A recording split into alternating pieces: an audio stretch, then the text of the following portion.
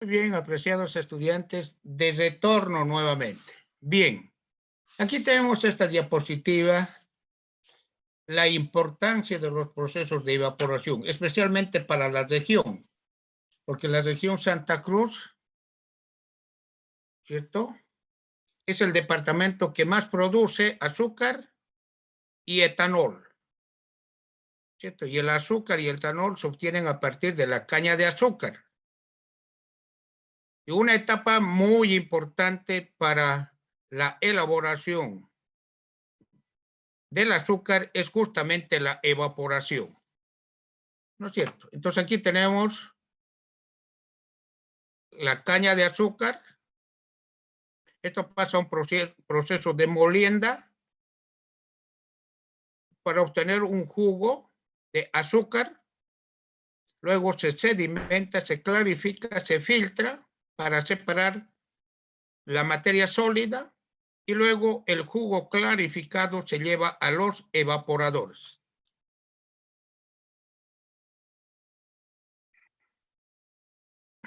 En los evaporadores, aquí tengo 3 evaporadores en serie, ingresa la solución pobre en soluto, por decir 10% en azúcar.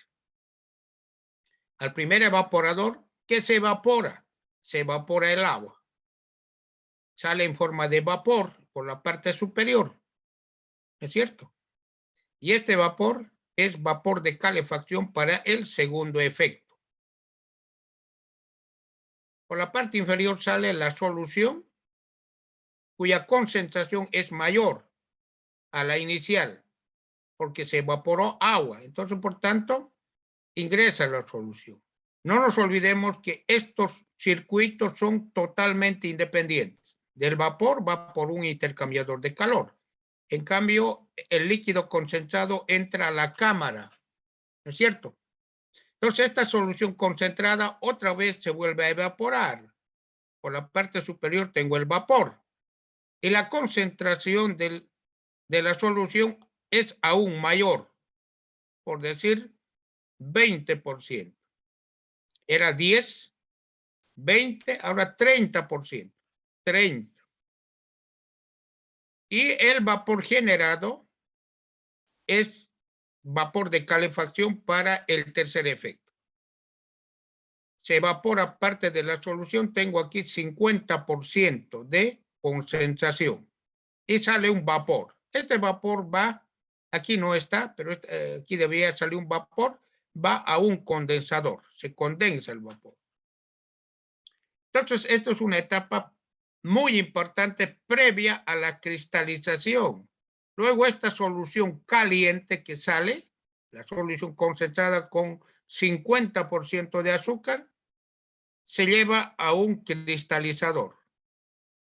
En el cristalizador se enfría esta solución. Al enfriarse, la solución se sobresatura de azúcar.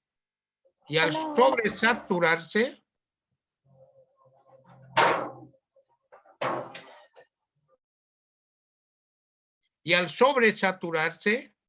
¿no es cierto? El azúcar en solución pasa a la fase sólida, se cristaliza. Ahí están los cristales de azúcar. Y existe una solución residual, ¿no? Una solución residual. Entonces, debo separar los cristales de azúcar de esa solución residual. Pasan a unos filtros centrífugos. En los filtros centrífugos se separan los cristales de la solución residual.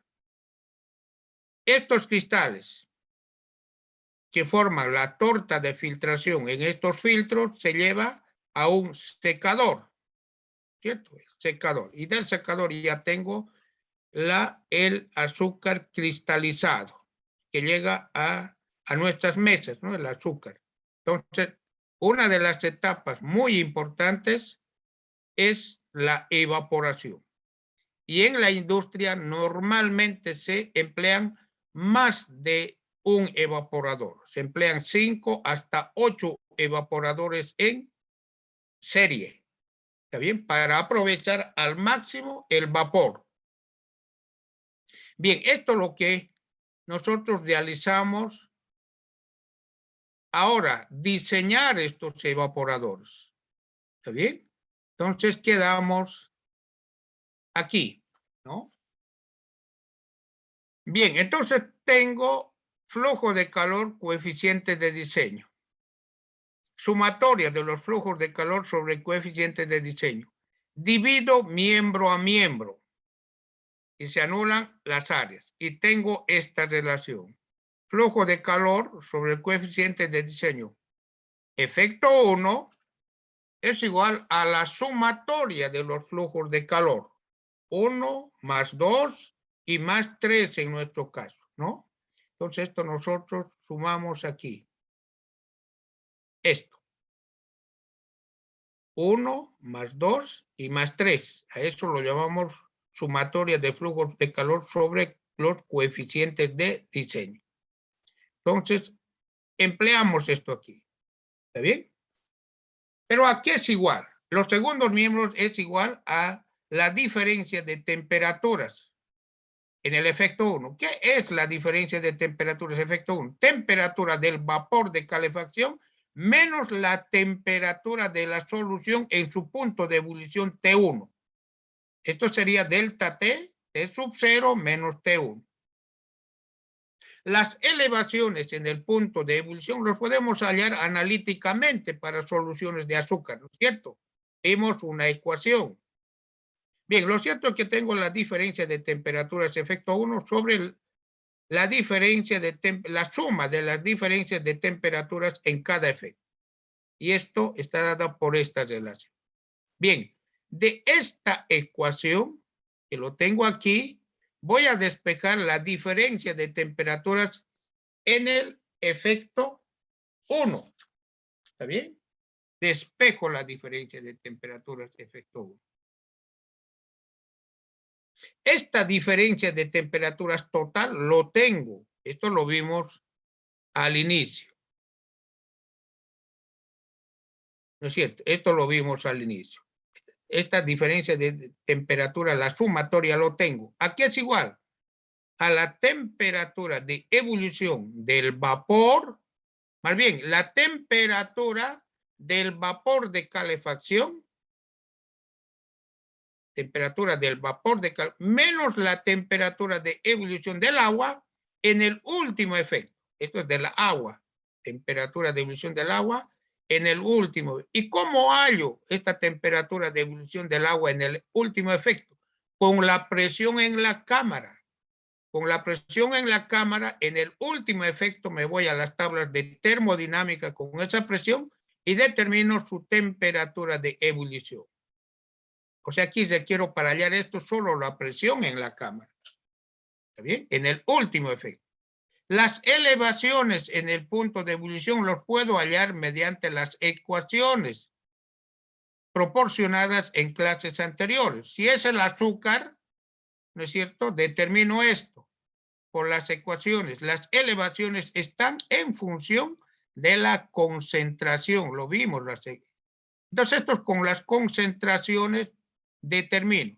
Y esto es delta T útil, que aquí es igual delta T1, delta T2 y delta T sub 3. Esto lo hallo, ya al inicio lo debo hallar esto. ¿Está bien? A eso me refiero aquí. Aquí. ¿No es cierto? Este delta T1, delta T2 y delta T3, aunque no individualmente, en forma global lo tengo. Entonces lo tengo en forma global. Entonces, de esta primera ecuación ya determino el delta T1. Pero como que fuera contradictorio, ¿no? Aquí ya tiene delta T1. Sí, pero esto no lo tengo en forma separada. Lo tengo en global. Eso es la diferencia. Lo tengo en global esto, a partir de esta ecuación. Lo tengo en global. No lo tengo delta T1, delta T2. No, no lo tengo. Lo tengo como delta T útil, que es toda esta sumatoria. ¿Está bien? Perfecto. Entonces, tengo esto y de esta ecuación despejo delta T1. Este sería el delta T1. Sí, esto sería el delta T1. Y esto debo tantear. La clave es tantear la diferencia de temperaturas para resolver un sistema de efecto múltiple. Entonces debo tantear esto. Pero de la misma forma, como encontramos aquí, puedo realizar el mismo con el efecto 2.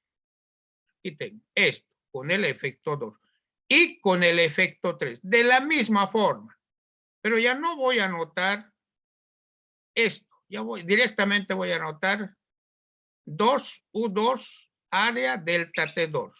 3U3 delta T3, ya que las áreas son iguales. A partir de esa igualación y dividiendo miembro a miembro, ¿no es cierto? Anulando para cada efecto combinando con el total, ¿no es cierto? Voy a hallar, aquí está, esto es para el efecto 1, ¿no? Esto es para el efecto 2. Estoy combinando con el flujo de calor en el efecto 2.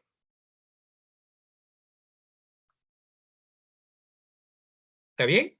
Perfecto. Efecto 2. El método es el mismo que hice para el efecto 1. Es lo mismo. Exactamente lo mismo. Entonces, para el efecto 2 y para el efecto 3. Aquí tengo la variación de temperatura. Efecto 1, efecto 2 y efecto 3. ¿Está bien? Si estas variaciones de temperatura son las correctas, las áreas deben darme iguales. ¿Ya? Si estos delta T son los correctos, las áreas me van a dar iguales. Deben dar iguales las áreas. Pero en algunos casos, estas delta T no son los correctos. Por tanto, el área 1, el área 2 y el área 3 no son iguales. Entonces, estamos haciendo esa corrección ahora. ¿Ya? Si no fueran iguales las áreas, debo hallar las diferencias de temperatura en cada efecto.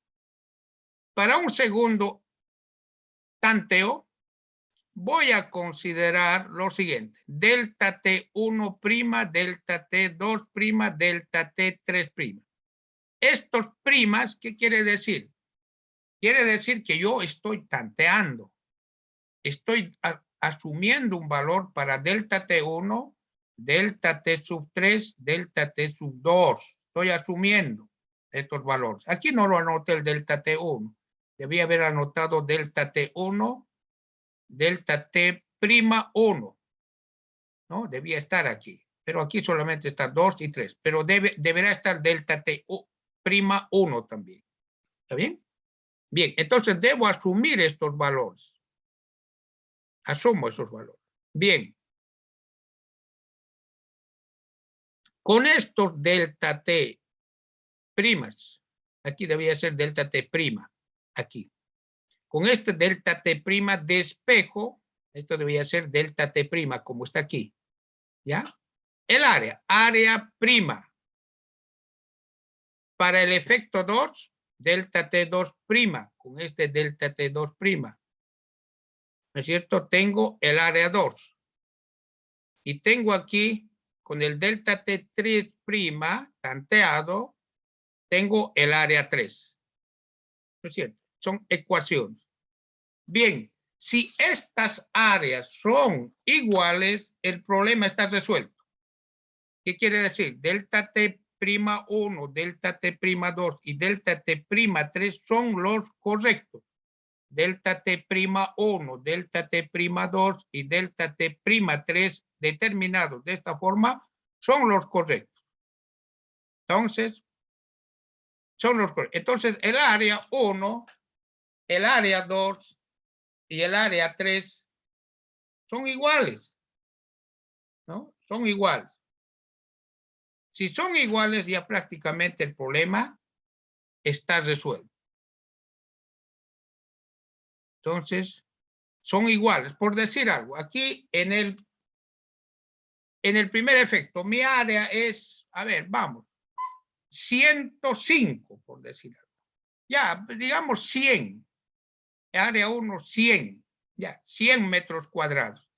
El área 2 es 99.6 metros cuadrados. Muy próximo a 100. 99.6. El área 3 es 99.9, casi 100 prácticamente. Entonces las áreas ya son las correctas, ¿no? Ya existe mucha aproximación. Entonces, como están bastante cercanos las áreas, lo que se hace es hallar un área promedio. 100, 99.5, 99.9, se saca un promedio y este sería el área promedio de cada evaporador. De esta forma se halla. Pero si las áreas, por decir algo, no son igual, por decir un área me sale 112 metros, el área 1. El área 2 me sale 95. El otro área me sale 105. Mire que las diferencias 112, 95 ya son grandes. Entonces debo realizar un segundo tanteo. ¿Está bien? Bien, entonces de esa forma. Entonces se puede verificar mediante esta ecuación el área media de cada efecto será igual al área obtenida mediante esta última ecuación. ¿Está bien? Luego se puede hallar también la economía del vapor. Una vez halladas las áreas, se puede hallar la economía del vapor. ¿Y cómo hallo la economía del vapor? Tengo aquí la ecuación, esta es el flujo de calor, o sea, el calor que aporta el vapor de calefacción. ¿No es cierto? Esto lo vimos por balance entálpico, ¿no? Para un efecto simple.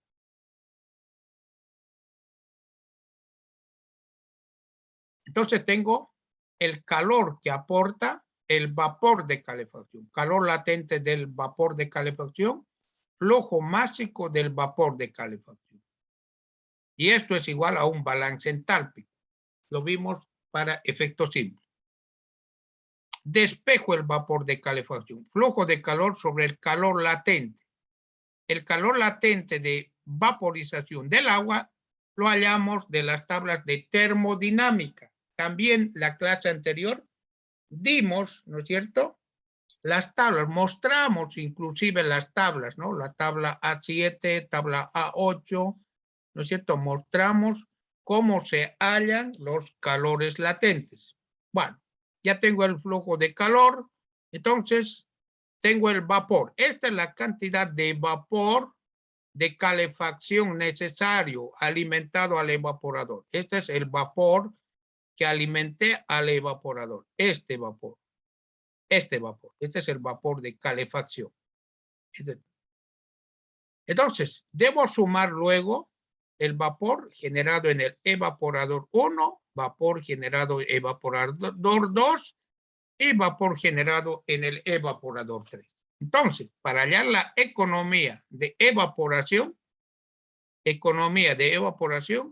vapor generado evaporador 1, evaporador 2, más evaporador 3, sobre el vapor total de calefacción.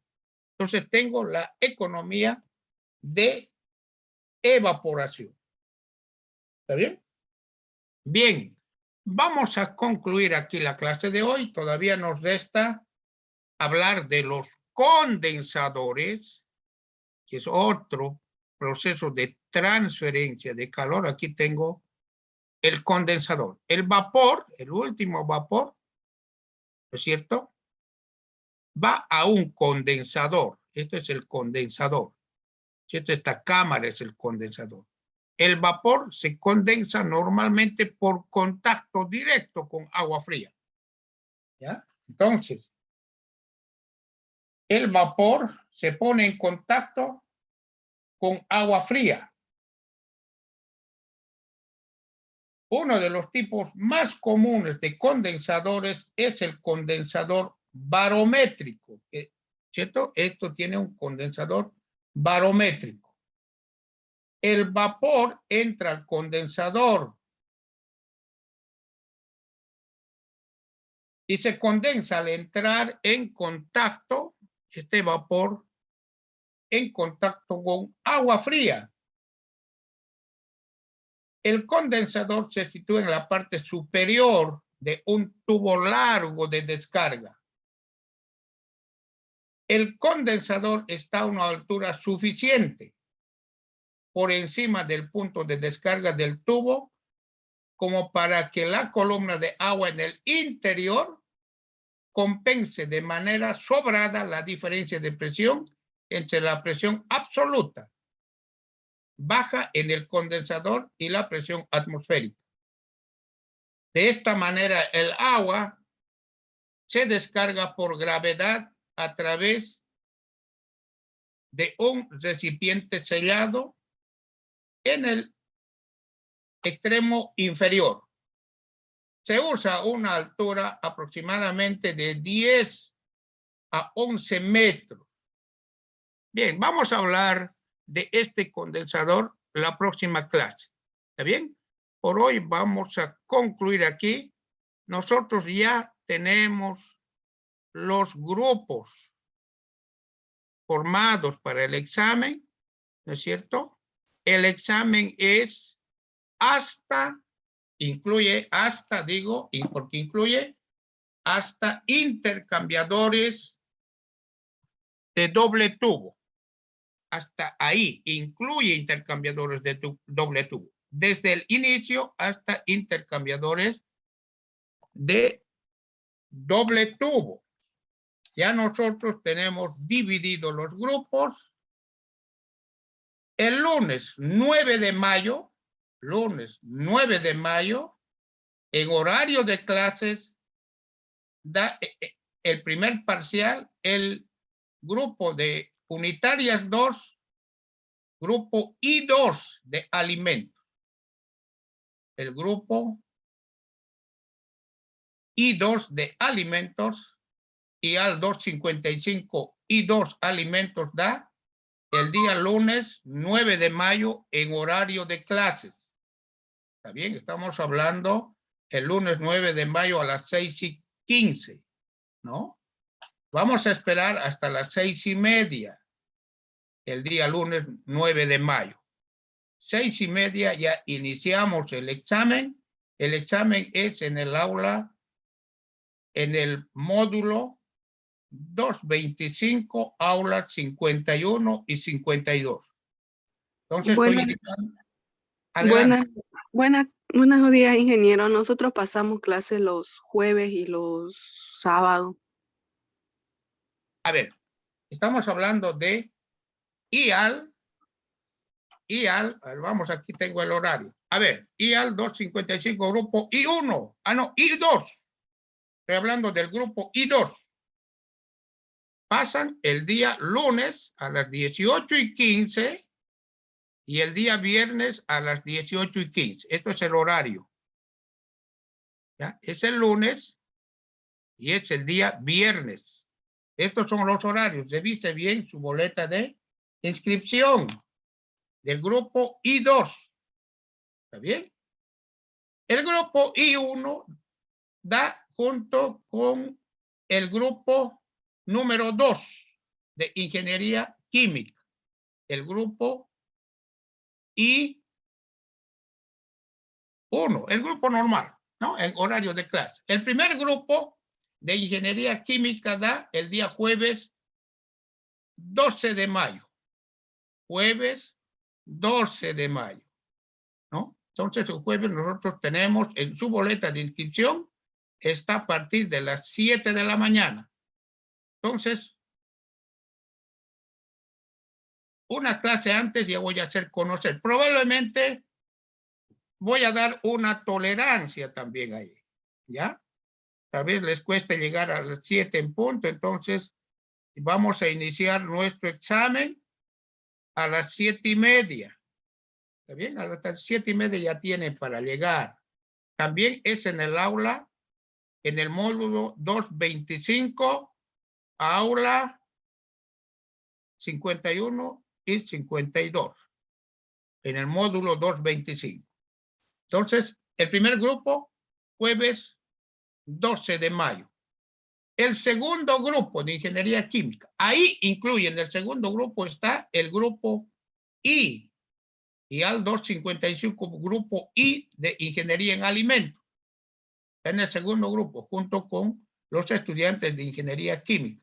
Ellos dan el día sábado, el segundo grupo, el día sábado. Nuestro horario está de 7 a 9:15. Vamos a esperar también hasta las 7:30. 7:30 se inicia el examen. ¿Está bien?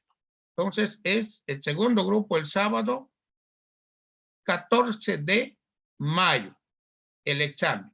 ¿Está bien? En el módulo 225, aulas 51 y 52. ¿Está bien? Perfecto.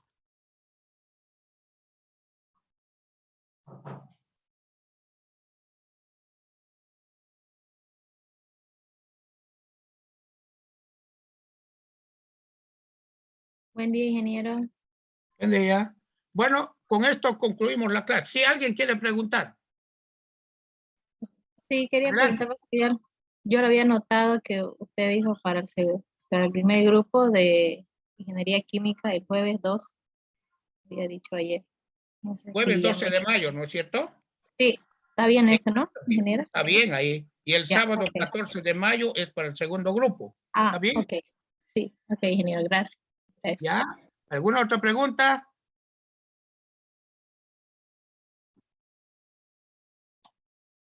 Muy bien, con esto concluimos. A ver si hay alguna pregunta. A ver, vamos, pregunten.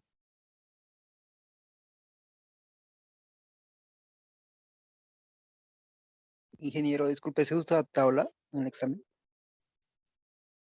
Lo escuché muy entrecortado. A ver si me vuelve a repetir. Muy buenos días.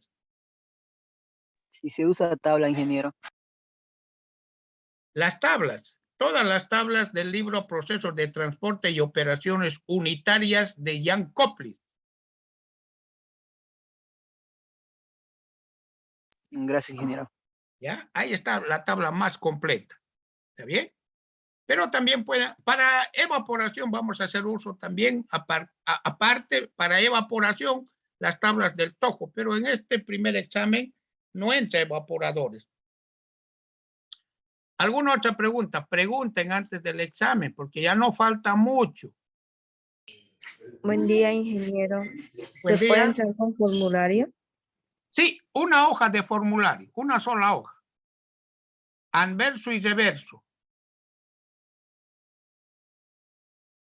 ¿Ya? ¿Alguna otra pregunta? Ingeniero, para este examen va a entrar intercambiadores de calor de doble tubo, de coraza y tubo, o de tipo serpentino que hizo. El examen es hasta intercambiadores de doble tubo. Entra intercambiadores de doble tubo. Es hasta ahí, hasta intercambiadores de doble tubo.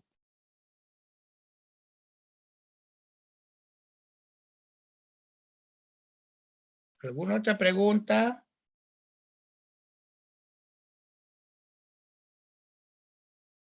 Bien, nosotros anunciamos con mucha anticipación, ¿no? Las fechas de exámenes, ¿no? Al inicio del semestre, ¿no? Solamente lo que no teníamos era la conformación de los grupos. Ya lo hicimos la anterior semana, la conformación de grupos. Entonces no hay excusa para no asistir al examen, ¿no es cierto? Lo único sería motivos de salud, ¿no? Motivos de salud. Alguien se enferme con COVID, por decir algo, por la salud de todo el curso es preferible que ese estudiante se quede en su casa, pero debe justificar con un certificado médico. Ustedes tienen el seguro universitario también, ¿no? Como estudiantes, ahí con su boleta de inscripción y la fotocopia de carnet de identidad lo certifican. No hay ningún problema ahí. ¿Está bien? ¿Alguna otra pregunta?